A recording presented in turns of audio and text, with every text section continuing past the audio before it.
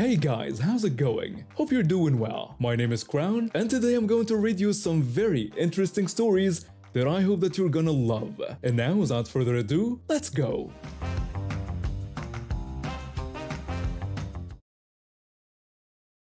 After graduating with a degree in psychology, I struggled to find a job in my field. Bills were piling up, and I was getting desperate. That's when I saw an ad for a position at a facility that cares for children with autism spectrum disorder. At first, I was hesitant. I had no experience with special needs children, but the job offered good pay and benefits, so I decided to give it a shot. Little did I know it would become my passion and my career. Fast forward 5 years, and I'm now a supervisor for the evening shift. It's a challenging job, but incredibly rewarding. Our facility is pretty big and we're always short-staffed. The turnover rate is ridiculous, which means we're constantly training new people. One particularly hectic day, we were even more short-staffed than usual. I volunteered to stay late to cover for someone so one of our kids could make an important doctor's appointment. No big deal, right? I mean, I oversee the people I was filling in for anyway. So there I was, looking after my assigned child when this new lady comes barging out of nowhere. She starts laying into me like she owns the place. Karen. Hey you! Do you even know what you're doing? You need to be doing this and that. Can't you see how it's supposed to be done? Me. Excuse me, but I think you might be mistaken. Karen. No, you're mistaken. I've been trained for this and you're clearly clueless. Watch and learn. I tried to keep my cool. After all, I'm a professional and the kid's safety comes first. I noticed she was ignoring the child she was supposed to be watching, so I gently pointed it out. Me. I appreciate your input, but you might want to keep an eye on your assigned child. Also, I noticed you're not preparing his food properly. He has a history of choking, so we need to be extra careful. Karen. Don't tell me how to do my job. I know exactly what I'm doing. She took off, muttering insults left and right. I just laughed it off and made sure both my child and hers were safe. I only had to endure this for a couple of hours and I'm nothing if not patient.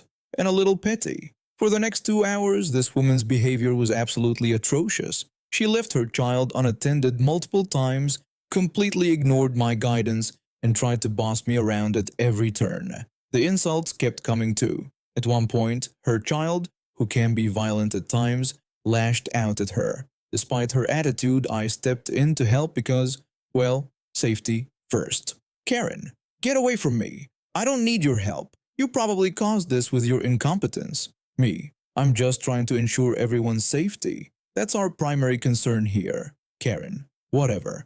Just stay out of my way. Throughout this whole ordeal, I never once mentioned how long I'd been working there or what my position was. I just smiled and thanked her for her advice. I figured I'd let her dig her own grave. As my shift was coming to an end, I made sure to document everything I'd observed. As a mandated reporter, it's my responsibility to ensure the safety and well-being of our clients.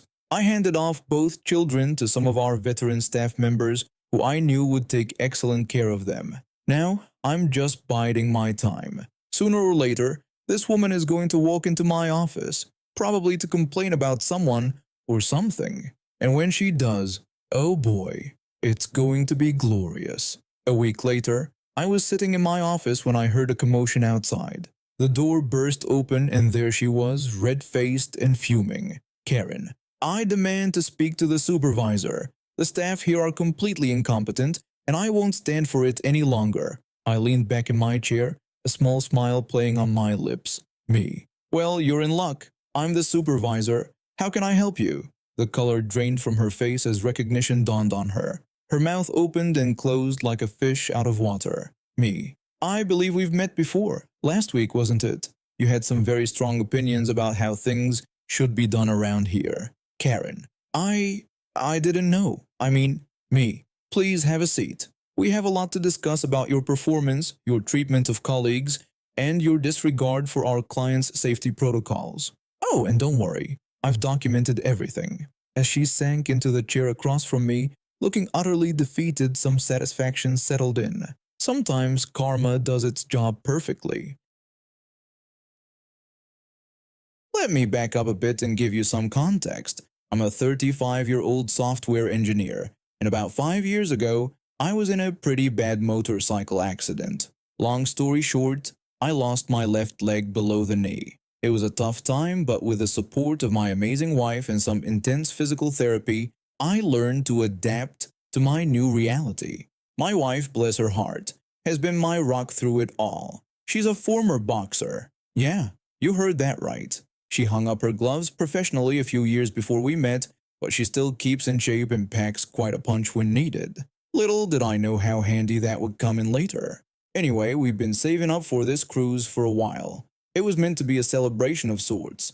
5 years since the accident, and look at how far we'd come. I was doing well at work, had gotten used to my prosthetic leg, and we were ready to treat ourselves to some well-deserved luxury.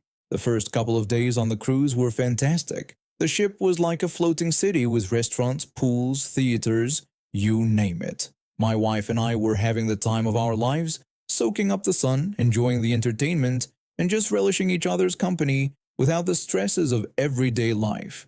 It was on the third day that things took a turn for the weird. I was lounging by the pool, my prosthetic leg clearly visible as I sat on the edge with my feet in the water. I noticed a woman giving me odd looks, but I didn't think much of it at first. People sometimes stare. It's human nature, I guess. But then she started whispering to her husband and pointing in my direction. I tried to ignore it, focusing instead on the book I was reading. That's when I heard her voice for the first time. Karen, excuse me, but could you please cover that up? It's disturbing my children. I looked up, confused. Was she talking to me? Me. I'm sorry, what? Karen? Your thing. She gestured towards my prosthetic leg. It's upsetting my kids. Can't you wear long pants or something? I was speechless for a moment. In all my years with a prosthetic, I'd never encountered someone so blatantly rude about it. Me? Ma'am, this is my leg. I can't exactly cover it up while I'm at the pool. Karen. Well, then maybe you shouldn't be at the pool. There are children here, you know. They shouldn't have to see that. My wife, who had been off getting us drinks, returned just in time to hear this last bit. I could see the fire in her eyes, but she kept her cool for the moment. Wife, is there a problem here? Karen. Yes, there is. Your husband is scaring my children with his fake leg. It's disgusting and shouldn't be allowed in public areas. Wife, taking a deep breath. First of all, it's a prosthetic leg, not a fake leg. Secondly, there's nothing disgusting about it. My husband has every right to enjoy the pool just like anyone else. Karen, scoffing. Well, I pay good money for this cruise, and I shouldn't have to look at that. It's ruining my vacation. Me. Look, I'm sorry if it makes you uncomfortable, but Karen, interrupting. You should be sorry. In fact, you should leave right now. Go back to your cabin or something. Just get out of sight. By this point, a small crowd had gathered, watching the spectacle unfold. I could feel my face burning with embarrassment. Not because of my leg, but because of this woman's behavior. Wife, we're not going anywhere. You don't own this ship, and you certainly don't get to dictate who uses the facilities. Karen, turning to the onlookers. Can you believe this? Am I the only one who thinks this is inappropriate? There are children here. To my surprise and relief, the crowd seemed to be on our side. A few people shook their heads at Karen, and one man even spoke up. Man in the crowd. Lady, the only inappropriate thing here is your attitude. Leave them alone. Karen, gasping. Well, I never. I'm going to speak to the captain about this. You haven't heard the last of me. Was that she got out of there dragging her bewildered-looking husband and children with her. I let out a breath I didn't realize I'd been holding. Wife, are you okay, honey? Me. Yeah, just shocked, I guess. I can't believe someone would act like that. Wife, some people are just ignorant. Don't let her ruin our vacation. We tried to put the incident behind us, but it was clear that Karen wasn't done. Over the next couple of days, we kept running into her around the ship. Each time she'd make a snide comment or give us a dirty look. It was getting ridiculous. The situation came to a head on the fifth night of the cruise. There was a formal dinner in the main dining room, and my wife and I had dressed up for the occasion. I was wearing a suit with dress shoes, which meant my prosthetic wasn't as visible as usual. We were enjoying our meal when I spotted Karen across the room. She was glaring at us, whispering furiously to her husband. I tried to ignore her, focusing on my wife and our conversation. But then I felt a tap on my shoulder. Karen, I thought I made it clear that you weren't welcome in public areas. Me, sighing, ma'am, we've been through this. I have every right to be here. Karen, no you don't. You're ruining everyone's dinner with your deformity. Wife, standing up, that's enough. You need to leave us alone. Karen, or what? You'll hit me. She sneered at my wife. I know your type. All muscle, no class. I could see my wife's fists clenching, but she kept her cool. Wife, my type is someone who stands up to bullies like you. Now, please leave before this gets ugly. Karen, raising her voice, you're threatening me. Help! Security! A ship's officer approached, looking concerned. Officer, is there a problem here? Karen, yes, these people are threatening me. And he, pointing at me, shouldn't even be allowed in here. It's unsanitary. Me, sir, I can assure you that's not the case. This woman has been harassing us for days because of my prosthetic leg. The officer looked skeptical, but then several other diners chimed in, confirming our story. Officer, ma'am, I'm going to have to ask you to return to your table and leave these people alone. If I receive any more complaints about your behavior, we'll have to take further action. Karen, this is outrageous. I'm a paying customer. Officer, so are they, ma'am. Please return to your table. Fuming, Karen stomped back to her table. We thought that might be the end of it, but we were wrong. After dinner, my wife and I decided to take a walk on the deck to get some fresh air. The night was beautiful, with a clear sky full of stars and a gentle sea breeze. We were leaning against the railing enjoying the moment when we heard that now familiar voice behind us. Karen, you just had to ruin everything, didn't you? We turned to see Karen standing there swaying slightly. It was clear she'd had quite a bit to drink since dinner. Me, look, we don't want any trouble. Why don't you just leave us alone? Karen, leave you alone? You've ruined my entire vacation. My kids are traumatized, my husband is stressed, and it's all your fault. Wife, the only one traumatizing your kids is you. Your behavior is disgraceful. Karen, disgraceful? I'll show you disgraceful. And then to our utter disbelief, she lunged forward and tried to push me. I stumbled, caught off guard, and for a terrifying moment, I thought I might go over the railing. But my wife's reflexes were quicker than either of us expected. In a flash, she had grabbed Karen's arm and twisted it behind her back, effectively immobilizing her. Karen let out a shriek that probably woke up half the ship. Karen, help! I'm being attacked! Wife, calmly, no, you're being restrained after attempting to assault my husband. Within moments, ship security arrived on the scene. Karen immediately launched into a tirade, claiming we had attacked her unprovoked. But once again, luck was on our side. A couple who had been walking nearby had witnessed the whole thing and corroborated our story. The security team was not amused. They escorted Karen away, and we later learned that she had been confined to her cabin for the remainder of the cruise. Her family looked mortified as they followed the security team, her husband apologizing profusely to us. The next morning we were called to meet with the ship's captain. We were worried at first, but it turned out he wanted to apologize for our experience and offer us an upgrade to a luxury suite for the rest of the cruise. Captain, we take the safety and comfort of all our guests very seriously. What you experienced is completely unacceptable, and I want to assure you that the passenger in question will be banned from all future cruises with our line. We did not see Karen and her family again for the rest of the cruise.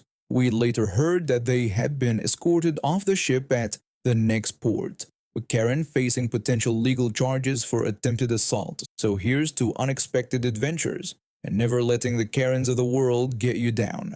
Oh, and maybe think twice before messing with a former boxer's spouse. You never know when those quick reflexes might come in handy.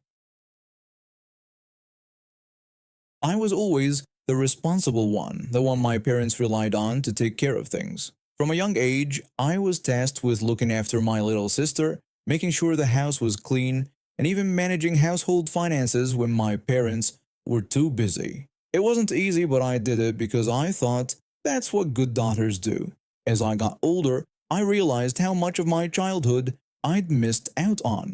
While other kids were playing and having fun, I was shouldering adult responsibilities. It took years of therapy and hard work to overcome the anxiety and people-pleasing tendencies that stemmed from my upbringing. I finally learned to set boundaries and prioritize my own well being.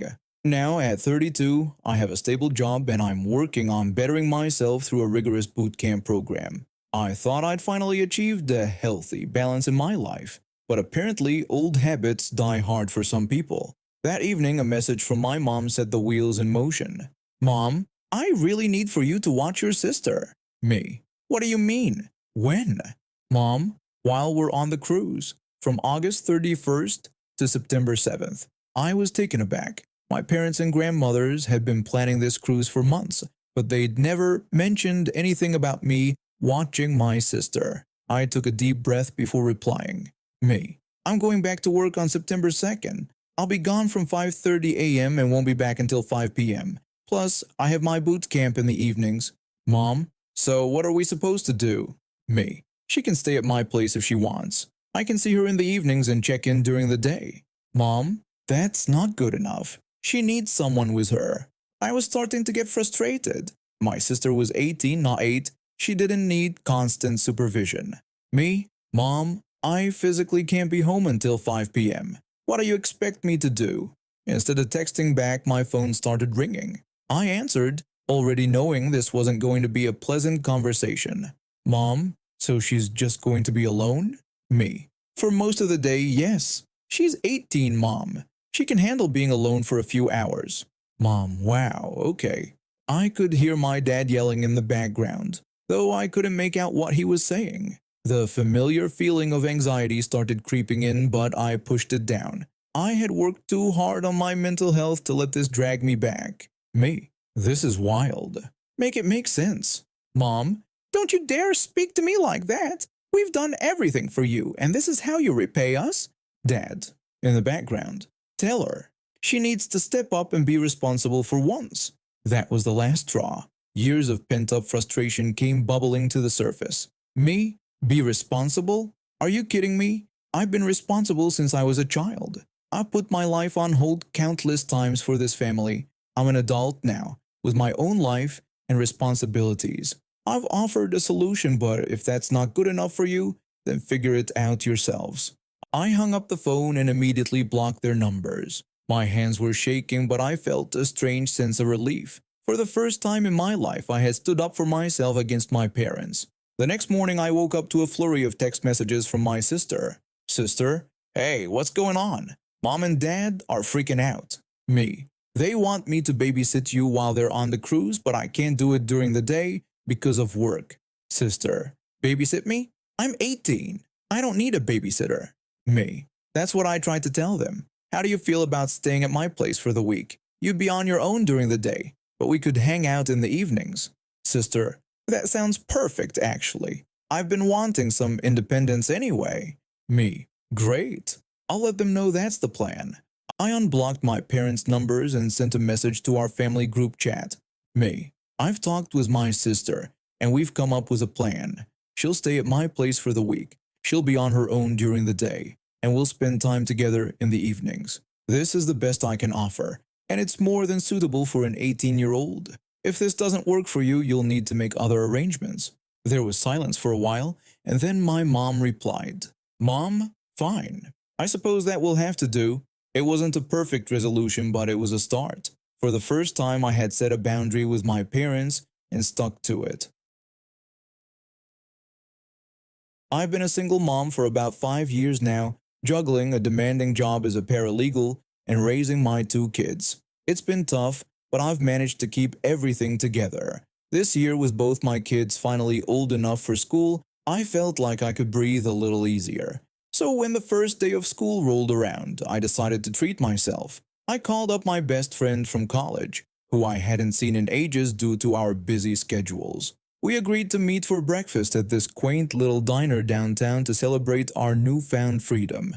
The morning was perfect. The sun was shining, there was a slight breeze in the air, and I felt lighter than I had in years. As I walked into the diner, I spotted my friend waving at me from a booth near the window. Me. Hey there, stranger. It's been too long. Friend, I know, I can't believe we actually made this happen.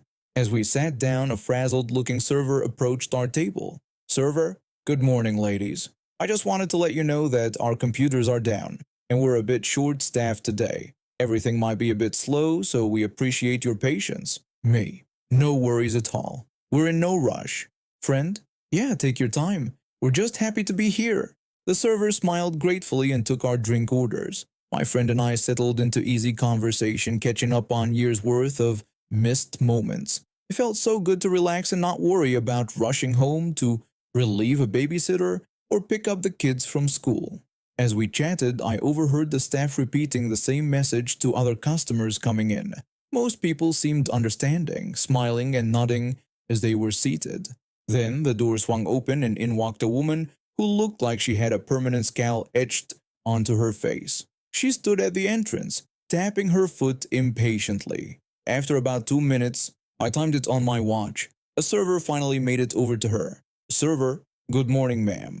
I apologize for the wait. Our computers are down, and we're a bit short-staffed today. It'll be about 20 minutes until I can seat you. We've got all we can handle right now. I'm so… Karen, interrupting. No, there is not a 20-minute wait. There are plenty of tables open.